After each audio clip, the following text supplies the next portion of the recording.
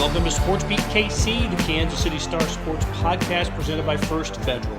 It's Thursday, September 1st, and I'm Blair Kirchhoff. We roll on with our college football previews, and today talk about the Kansas State Wildcats with Kellis Robinett. K-State was picked to finish 5th in the Big 12, but we think that's underselling a program that placed more players on the preseason All-Big 12 team than any other. Quarterback Adrian Martinez is the Nebraska transfer and looks to have more team success in Manhattan. Running back Deuce Vaughn, defensive end Felix Anudike-Azomah, they're stars. So yes, this is a team perhaps the nation is sleeping on. After a break, you'll hear from Kansas State Coach Chris Klieman. So let's get started. Kellis, it's been a while. How you been? Great, just counting down the minutes until football season, and the countdown clock is almost to zero, so not much to complain about. Yeah, you get a real Saturday game for the Wildcats. I got to cover a Thursday game I will have covered a Thursday game by the time this podcast airs. Actually, I will cover. Let's get the timing right. I'll be covering a Missouri game tonight because this is Thursday, isn't it? And then Friday the Hawks are playing, and then Saturday the Cats are playing. Yep. No overlap at all. I think a 3-0 for the locals in the Kansas City area. I'm not sure who's going to have the easiest time though. It could be K-State. K-State and KU are playing FCS opponents, and Missouri's playing a Conference USA team that was 3-9 last year and has a new coach. So I actually think all three should win comfortably, and that's saying a lot for Kansas if that's the case. Because even when they play FCS opponents, it's never comfortable for the Jayhawks. So I think it's saying a lot more about Tennessee Tech than anybody. But I'm with you. This is one game I think Kansas wins by 30. I think Missouri wins comfortably. I think Kansas State cruises. Yep. Oh, I'm not seeing much drama in one. I agree. All right, so if you go to WichitaEagle.com right now or KansasCity.com, you will see Kellis's 5 bold predictions for Kansas State's upcoming football season. I wanted to go over some of those and kind of break it down. So this will be the audio version of 5 bold predictions. We'll start with number 1. Kansas State will beat its over/under victory total. I've seen it fluctuate. I've seen 6, 6.5, and 7. Where do you see it right now? I looked yesterday at a few sites and came back at 6.5. I've seen it elsewhere at 7, and I would say if you can get it at 6.5, grab it. Especially 6, like you said. There's some great value in that. Even at 7, I think you're probably worth looking at a push.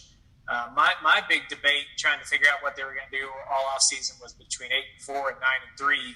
So the thought of 6 wins or fewer, I think that really only comes into play if Adrian Martinez gets hurt.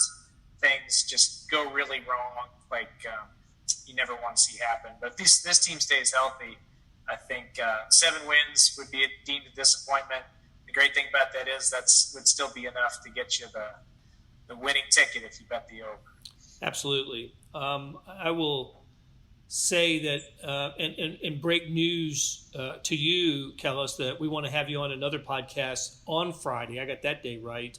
When we talk about sports gambling, since it's coming to Kansas officially today, but we can talk more about that because I think I mentioned this before that over-unders on team win totals are one of my favorite bets. I think there's a lot of opportunity there. And I absolutely agree with you that there is opportunity with the over on Kansas State if you can grab it at 6.5. So we'll save a little bit more of that conversation for the podcast that you'll hear tomorrow. Let's go to the next one. Deuce Vaughn, Heisman Trophy candidate. I like it. And I think one of the reasons when I think about it is, listen, he's a great player. They're going to obviously lean on him a lot, but there aren't many candidates in this part of the country, not out of the Big 12. I don't know who would be number 2 in terms of a leading Heisman Trophy candidate out of the Big 12, but I can't. Why not Deuce Vaughn? Why not Deuce Vaughn becoming at least the leading vote getter from Kansas State in the Heisman race since Colin Klein? Yeah, I mean, I think there's a chance that he gets votes this season, and his name has just quietly been building in national circles for the last 2 years, and he's finally in a position where I think most national experts are kind of looking past his height, don't see him as a fluky player anymore. Pro Football Focus, seems like every time they put out a tweet about college running backs, has Deuce Vaughn ranked number 1 or 2. Sports Illustrated has been on him. He was a preseason All-American in the Associated Press's team this year. So he's got enough hype around him. And with Colin Klein now calling the plays on offense, I think he's smart enough to understand that getting Deuce Vaughn the ball early, often, and late is the way to go. Just look at what he did at the bowl game last year. People got sentimental and voted Skylar Thompson as the MVP. I won't disagree with it. He played a good game, but Vaughn scored all the touchdowns, was all over the place. Without Skylar Hawkinson's attention this year, I think he gets a little bit more credit. And if he has another season, not even like a breakthrough season, not even a huge season, anything crazy higher than what he's done the last 2 years, if he just repeats, I think he'll be in the mix. The only other guys from the Big 12 I can think of would be like Bijan Robinson of Texas. If they have a really good year, he's a great running back. Dylan Gabriel, the transfer quarterback at Oklahoma, if they put it all together, I could see him getting some more pub than Deuce. But I mean, he's going to be there. People are going to be considering him. So I don't know how likely it is that he could legitimately be in the top 3. Just because to do that, you have to be on a brand name team, and you have to be contending for playoff, and a lot of things that I don't necessarily think should matter in the Player of the Year race. But everything else, if you're just looking at the body of work, I think he's going to be good enough. What are some possible, best possible scenario numbers for Deuce Vaughn this year? Well, last year he came in at right about 1,400 rushing yards, 400 and 500 receiving yards. So that's a Darren Sproles like year. Yeah. I mean, I could see him. They play 13 games. Just assume they will. I could see him topping, 100 yards in every game. So anywhere between 1,600 and 1,800 yards in the ground. Receiving might be a little bit harder for him this year just because they have more receivers. But I could see another 500 yards for him through the air too. So, yeah, 2,000 plus all-purpose yards, 25 plus touchdowns. That would be hard to ignore. That would get you on the Heisman Trophy watch list toward the end of the season. That's for sure. Okay, speaking of wide receivers, Phillip Brooks, you like him? I think he is the returning leading receiver, right, for K-State? Or was it Malik Knowles? I can't remember. That is a good question. It's been weird the last couple of years. They've thrown the ball a lot to running backs and tight ends. It's been hard for their receivers to rank real high up there. I'm trying to scramble to tell you exactly who led it last year, but I can tell you he had over 500 yards receiving, so it was a really good year for him. Well, here we go. All right, you got it. All right. Yes, he is. All right, so Deuce Vaughn led everybody last year at 49 catches. And I believe the last 2 seasons he's actually led Kansas State receptions as a running back, so that tells you something.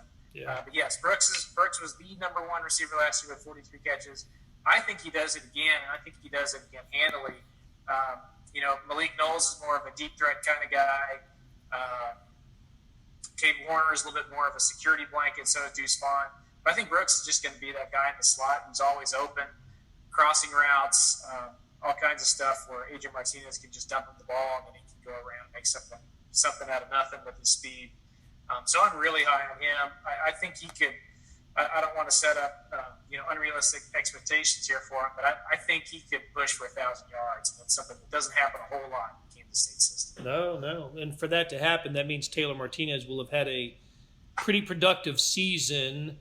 And the headline on your 5 bold predictions is Nebraska will miss Taylor Martinez, not the other way around. I like it. So I know there hasn't been a media opportunity with Chris Klieman without mentioning Taylor Martinez and mistakes that he made at Nebraska last year and how it's going to we just assume it's going to get fixed and be different at Kansas State. we haven't had a game yet to see, but I'm convinced that it is. I just think the change in scenery is going to benefit him about as much as any player in college football this year. And we all got to see Nebraska play this past weekend. The Huskers didn't lose that game because of their quarterback play, but they did lose some high-profile games last year because of mistakes that Taylor Martinez played. And I don't know. I think he's heard enough about it. I know Chris Klieman's heard enough about it. And I just think that part of Martinez's game is going to be eliminated to a great extent. And I honestly believe that when we're talking about all conference quarterback candidates toward the end of the year, his name will be part of that. So what's your expectation for Taylor Martinez? I mean, yeah, that's a reasonable expectation. I think that could happen. I'm a little hesitant to just come out and say he's going to be, all conference or anything like that until I at least see him play one game. So I'm very excited to see what he can do in game one here. But I think I'll say this: the scenario for him at Kansas State right now, everything is set up for him to succeed. His biggest problems at Nebraska weren't that he didn't have athleticism. It wasn't that he couldn't run. It wasn't that he couldn't throw. It wasn't that he just isn't a good quarterback. It's that he was injured a lot. He was pressured a lot. And he didn't get a whole lot of help from other players. At Kansas State, I'm thinking he's going to have a better offensive line. He's going to have at least Deuce Vaughn to get the ball to, which is an outlet that he never had at Nebraska. And when you look back at some of the stats he had last year and see that he was pressured on something like 48% of his dropbacks, every other time he went back to throw the ball, somebody was on him, forced him to run, forced him to throw off balance, do things he didn't have time to think about. It's just hard to be a perfect quarterback under those scenarios. And I'm not, trying to say that it's completely a Nebraska problem, that they weren't better the last few years. He might still have some issues here, but when it comes to turnovers, it seems like nobody is better suited to help him limit those than Colin Klein. He very rarely committed turnovers when he was a quarterback at Kansas State. He coached Skylar Thompson the last few years here. He only threw, I think it was 16 interceptions over the course of his entire Kansas State career. He's been here since the Renaissance. So, it's a little joke there. It was good. It was a good one. That goes to show you, it's possible that he could cut his turnovers in half and be a much different player. Kansas State's going to ask him to throw the ball more than run it. Didn't really happen in Nebraska. So, will it happen? We'll see. I think there's a good chance. But I'm with you. If a change of scenery can benefit anybody this season, it's him. I'm looking forward to seeing him play as much as anybody in college football just because of what you just described. Change of scenery, and he's only moving a couple of 100 miles away, but it could make all the difference in the world for him. And if he's as good as I think he can be, then I'm going to stand by and even perhaps exceed your final record projection, which we'll get to here in a moment. But before we do, we got to talk a little defense. And you're saying Nate Matlack is someone to keep an eye on. Totally trashing Felix here in the process, but no, not at all. But if he comes out big this year, what a pass rush that weapon that would be for Kansas State. It really would be, and the reason I say I think that Matlack can put up numbers somewhat comparable to Felix is just that everybody knows who Felix is by now. He's the guy who had all those sacks in the one game last year, one of the hardest players to defend in the entire conference. He was named Big 12 preseason Defensive Player of the Year for a reason. He's going to be a marked man, and I've seen this in the past at Kansas State. When Jordan Willis was a senior and everybody tried to line up and stop him, you had Reggie Walker on the other side of him as a youngster and came out. Had a great year. Very hard for a defense to stop both of them. They're focused on Jordan. Reggie had a great year. By the time Reggie was a senior, Wyatt Hubert was a freshman or sophomore. Benefited from the exact same thing. Really good player. Defenses had to worry about both edges. He got a lot of sacks. I'm thinking kind of the same thing will happen this year. But people really worried about Felix trying to double team him, keep him away from the quarterback. That'll open up some avenues for Nate Matlack. And I think he's going to have a good year, and I think it shows. I think you could tell that's going to be the case because Kansas State went ahead and just named him the starter at that defensive end spot. They didn't say it will be him or Jalen Pickle, who's a really good player in his own right. They think he played so good that he won that spot as a young player, and I think that says something. All right, you have Kansas State finishing 9-3 overall, 6-3 in the Big 12.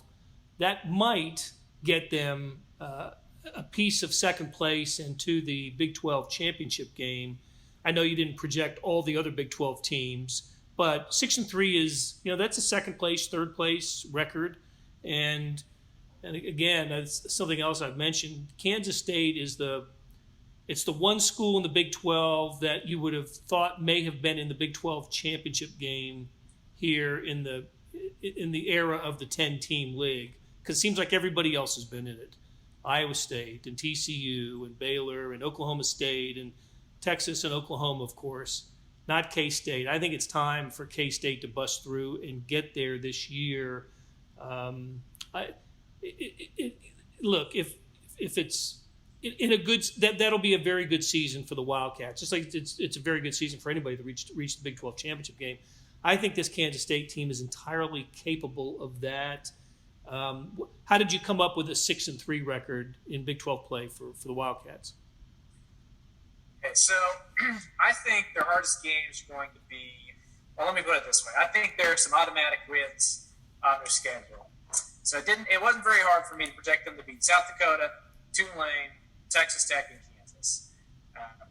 If they lose any of those five, I would be very surprised. Yeah, well, it would change everything about their season. Yes, exactly. Missouri, well, I wouldn't say, it's an automatic win. I think they'll be favored. Yep, agreed. At home. I'm picking them there. So really, the season for me comes down to,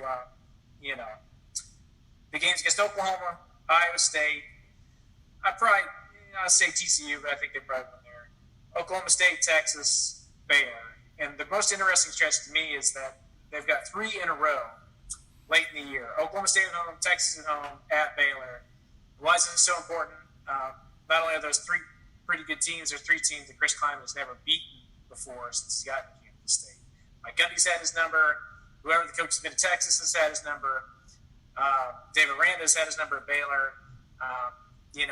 He's only been here for 3 years, so maybe it doesn't make that huge of a difference. Maybe there's not a trend forming yet, but I think those are going to be some hard games for him. I don't see him winning all of them. They got to go to Oklahoma at the start of Big 12 play, like they seem to have to do every year. So I think they lose at Oklahoma. I think they lose at Baylor. They split at home against Oklahoma State and Texas, and they come out 6-3. That's what I'm thinking. Okay. Well, I see the league as not having a dominant team, a college football playoff team, which they didn't have last year either. And Oklahoma State, Baylor, and Oklahoma seem to be getting the most love in the polls, with maybe Texas, Kansas State, and Iowa State behind that group of 3. But I do think this could be the most competitive Big 12 year. At least feeling that way. I'm just feeling that way going in. The most competitive Big 12 year that we've seen it in a while, where maybe it's 7-2 that finishes first, and not 8-1 or 9-0.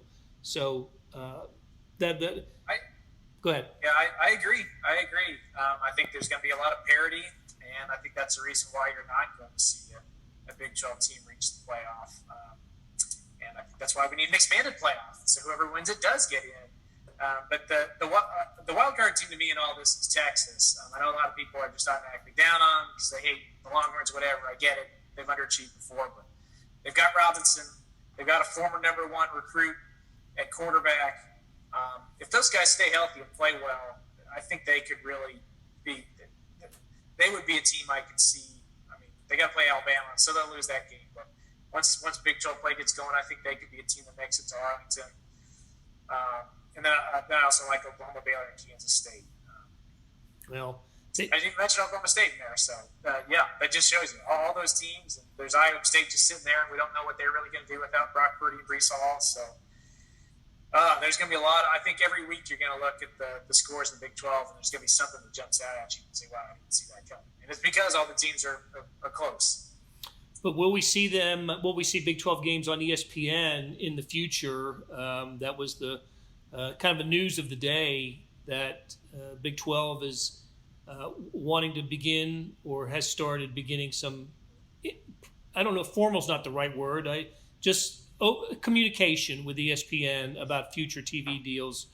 And look, it's good that it's happening. It needs to happen. The Big 12's future depends on its next TV contract, and or at least the financial future of the schools. A lot of budgets are crafted based on what they bring in from their media rights holders' contracts. So that was a little bit of the Big 12 was kind of proud of it, so proud that they put a release out on it today, that they were that they're looking at, talking to ESPN. And the reason it's news is it's not supposed to happen until next year, right?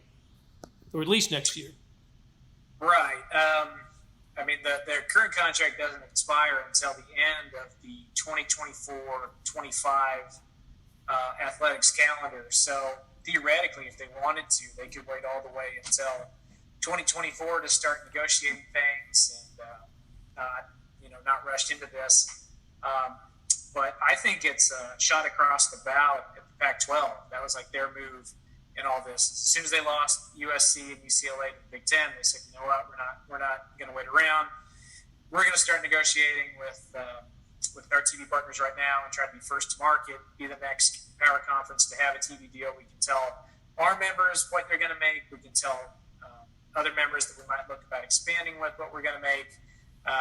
And there's a scenario in there where the Pac-12 does all this, the numbers come back good, possibly they can reach out and poach some teams for the Big 12. They can go out and add some teams that the Big 12 might be interested in the future.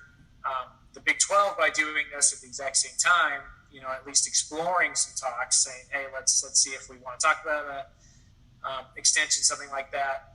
Kind of kills that leverage and at least puts them on an even playing field with them. So just in case the Big 12 is actually in the position to do something, like invite Arizona State, Colorado, Utah, whoever it may be, to the Big 12, they'll be able to say, all right, so here's what you think you're going to make in the Big 12, we can tell you right now. Or here's what you think you're going to make in the Pac-12, but we can tell you right now, here's what you would make in the Big 12. Puts them in a lot better situation. That's actually what they want to do.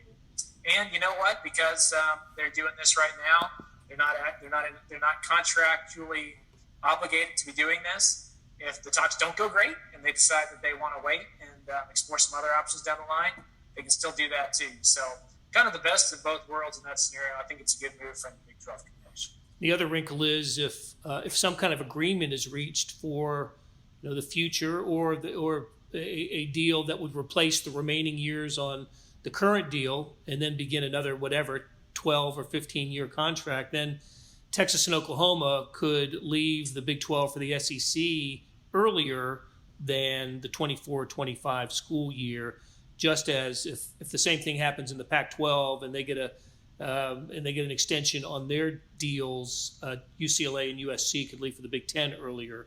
So there is that as well. All right. We're going to hear from Kansas State coach Chris Klieman from his weekly press conference earlier this week, and interesting things to say. We spent some time talking about Adrian Martinez, and of course Chris Klieman does too, and you'll hear that when we come back. Kellis, great conversation. We'll do it again soon. Thanks, Blair. Look forward to it. Buying your first home is a huge milestone, but the journey there can be confusing. First Federal Bank of Kansas City is here to make it simple. After nearly a century of serving the KC community, our loan advisors have experience in every type of housing market. With a short phone call, we can give you a free rate quote and talk through loan options. No pressure, no obligation. The road to home ownership can be simple with First Federal Bank. Get started with a free quote at ffbkc.com/homes. First Federal Bank of Kansas City, because banking is personal. Member FDIC, Equal Housing Lender. Hey, this is Blair. There are several ways to access the Star Sports section. Let me tell you about a couple of them. There is Sports Pass. For $12.99 a month, you get unlimited digital access to all of the Star Sports content, including beat writing, columns, features, pretty much everything we write. The deal renews monthly until you tell us to cancel. For For $159.99 a year, you get everything the Star has to offer digitally, including sports and the e-edition. Go to kansascity.com and drop down to the bottom of the page where it says Start a Subscription for more information. Your support has never been more important. As always, thanks for reading and listening.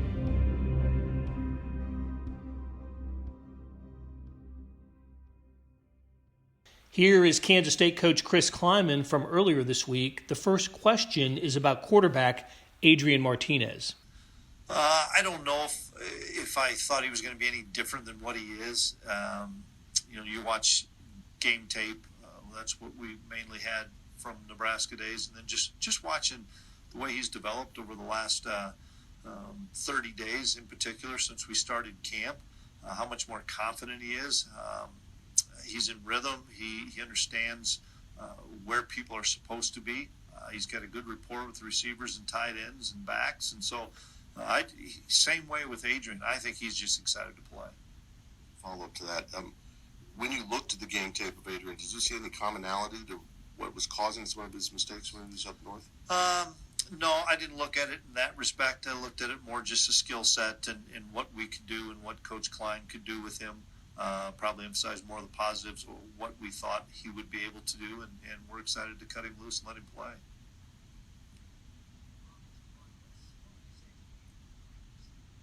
Both those guys? Yeah, both will play. Gilly and Hadley. Hadley will be a swing guy and play some guard as well. Gilly will strictly play center, but without question, we plan on playing both guys at center. Did you first start realizing that Austin Moore would be a guy who could start for you at linebacker? Last year, because he had so many reps. He was playing behind the old man of Fletch back there, and so he had a ton of reps with the twos, and we shelved Fletch a lot to save him for games, and so Austin just continued to learn the system and learn how to play, and he's the guy that you can flip on the film of last fall camp, last year, early on in special teams, to how he knows how to play, block destruction, angles, knowing our defense. He's a quiet kid, but he's one of the best communicators out there on the football field. And Austin, a walk-on in here that earned a scholarship and earned a starting position, and we're excited for Austin. When you have a number of true freshmen on the two deep like you do right now, do you find yourself trying to, limit their games in case you want to redshirt them, or at this point are you thinking let's just use them when we have Right now, if they're in the two deep, our plan is to play them. Now, maybe something will change that, but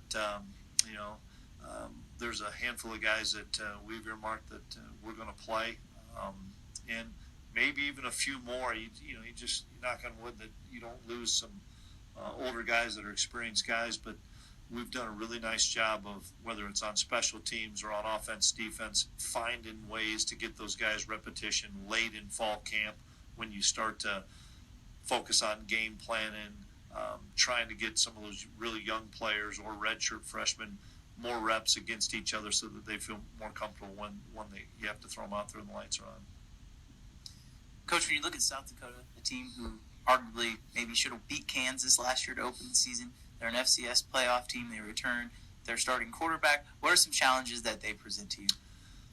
They're a veteran team.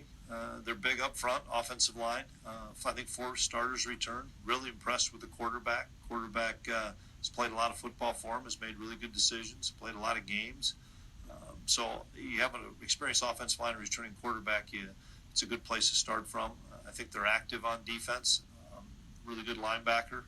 I think they're a team that is well coached. I mean, anytime Bob Nielsen is coaching a football team, it's going to be a really disciplined, well coached football team, and they're going to be ready for the moment. They'll be excited about coming into the Bill and just teeing it up and playing. And I'm sure they're in the same boat as we are of just wanting to play somebody else. And we're going to have our best A game to come out on top. With having multiple players and coaches who spend time at the FCS level, do you feel like that kind of gives you guys an advantage of just not overlooking a team like South Dakota? Well, from a coaching standpoint, it does, without question, just because we're so familiar with South Dakota. We played them with Coach Nielsen for a few years, and so I know how the talent. You look at a kid like Briley Moore that came in here and made an immediate impact. There's really good players at the FCS level. Everybody knows that. And it's now it's about us. We need to focus on what Kansas State does. Each opponent's going to create some problems for us, but we need to make sure that we don't have some mental errors and make sure that we're playing fast and playing physical and focus more on what we're doing. That'll do it for today. Thanks to our SportsBeat KC staff of Monty Davis, Randy Mason, George Howard, Jeff Rosen, and Chris Fickett. And thanks to our sponsor, First Federal. Their website is ffbkc.com. Tip of the cap to Kellis Robinett for sharing his insights on Kansas State. Today's morning sports edition was loaded. 47 pages of college football, NFL, baseball, Serena Williams' latest victory at the U.S. Open, and more. Check it out at liveedition.kansascity.com. Thanks for listening, and we'll be back soon with another SportsBeat KC.